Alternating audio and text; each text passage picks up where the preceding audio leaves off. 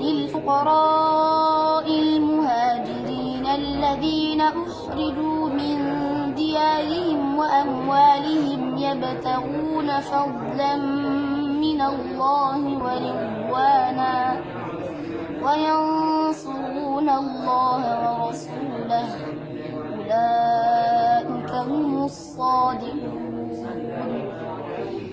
والذين تبوأوا الدار والإيمان من قبلهم يحبون من هاجر إليهم ولا يجدون في صدورهم حاجة مما أوتوا ويؤثرون على أنفسهم ولو كان بهم خصاصة ومن يوق شح نفسه فأولئك هم المفلحون.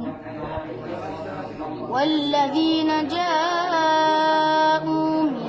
من بعدهم يقولون ربنا اغفر لنا ولإخواننا الذين سبقونا بالإيمان